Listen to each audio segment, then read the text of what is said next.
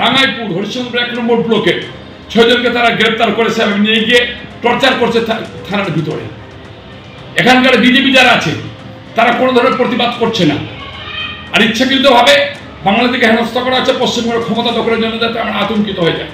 আমরা বিজেপি থেকে হুঁশিয়ার করে দিচ্ছি, এটা যদি গোটা দেশে বন্ধ না হয়, বিজেপি শাসিত রাজ্যগুলোতে বিজেপির মুখ্যমন্ত্রী যেটা বন্ধ না করেন, পরিবারের মানুষ তৃণমূল কংগ্রেসরা এবং বাড়ির ভিতরে তালা লাগিয়ে বন্ধ করে রাখবো যতক্ষণ পর্যন্ত না এই সমস্যার সমাধান হচ্ছে। বাংলা ভাষা এবং বাঙালিরা নিরাপত্তা পাচ্ছে না কোনো ভারতবর্ষে, ততক্ষণ পর্যন্ত এই বিজেপির নেতাদেরকে যারা মানুষ খুন করার চেষ্টা করছে ক্ষমতার লোভে, তাদের বাড়ি ঘেরাও করে তাদের ঘরের ভিতরে বন্ধ করে না।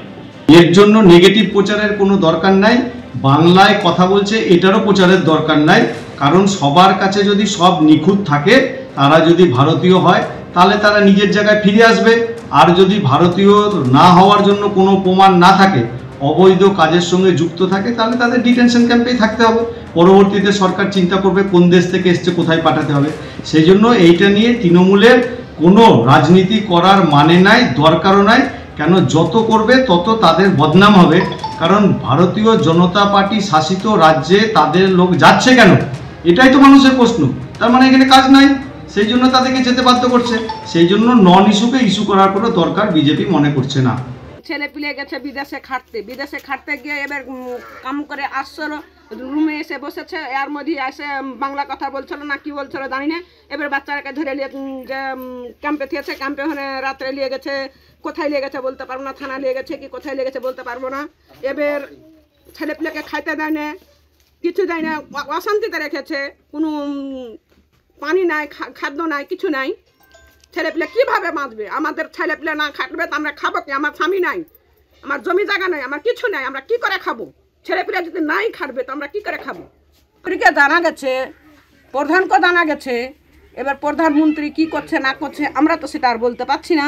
থানাতে জানাচ্ছি, থানা গেছি, থানাতে দেরি করেছি, এবার থানাতে এখন পাঠালছে কোনো কিছু কি না পাঠালছে আমরা তার বলতে পারবো না। থানা গেছি আমরা, আমাদের ছেলে বিদেশে গেছে, বিদেশে খাটতে যেয়ে ধরে নিয়েছে, এবার আমাদের ছেলেকে বাড়তে চাই। জবাব তোমায় দিতে হবে। পশ্চিমবঙ্গে বাঙালিদের উপর বেছে বেছে আক্রমণ হচ্ছে কেন? বিজেপি সরকার জবাব দাও। পশ্চিমবঙ্গের শ্রমজীবী মানুষের উপর অত্যাচার হচ্ছে কেন? হরিয়ানা সরকার জবাব দাও।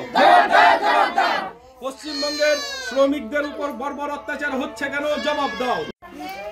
ফের বাংলাদেশি সন্দেহে হেনস্থার অভিযোগ উঠল, আর এবারও ঘটনাস্থল বিজেপি শাসিত হরিয়ানা, যেখানে অভিযোগ উঠেছে এই বাংলার 7 জন পরিযায়ী শ্রমিককে বাংলাদেশি সন্দেহে প্রথমে হরিয়ানা পুলিশ গ্রেফতার করে, তারপর ডিটেনশন ক্যাম্পে রেখে অত্যাচার চালায় বলে অভিযোগ। 7 জন বাংলাদেশ এই বাংলার শ্রমিক, তাদের বাংলাদেশি সন্দেহে অত্যাচার চালানো হচ্ছে বলে অভিযোগ সামনে এসেছে। শ্রমিকদের নিঃশর্ত মুক্তির দাবিতে বিক্ষোভ দেখায় পরিবার। স্পষ্ট প্রশ্ন তুলছেন স্থানীয়রা, এলাকায় তো কাজ নেই, যদি বাইরে না যায় তাহলে খাবোটা কি? মুখ্যমন্ত্রীর সঙ্গে কথা বলে দ্রুত পদক্ষেপের আশ্বাস হরিশ্চন্দ্রপুরের তৃণমূল বিধায়ক তাজমুল হোসেনের। বাঙালিদের উপর বেছে বেছে আক্রমণ হচ্ছে কেন? বিজেপি সরকার জবাব দাও। পশ্চিমবঙ্গের শ্রমজীবী মানুষের উপর অত্যাচার হচ্ছে কেন? হরিয়ানা সরকার জবাব দাও। পশ্চিমবঙ্গের শ্রমিকদের উপর বর্বর অত্যাচার হচ্ছে কেন? জবাব দাও। ঠিক আছে